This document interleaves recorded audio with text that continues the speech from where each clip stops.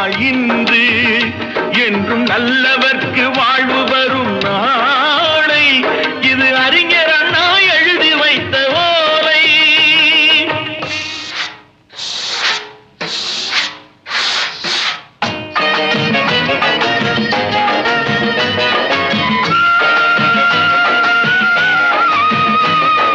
தெரு தெருவாய் கூட்டுவது பொதுநல தொண்டு, ஊரா தெரிந்து கொள்ள படம் பிடித்தால் சுயநலம் உண்டு.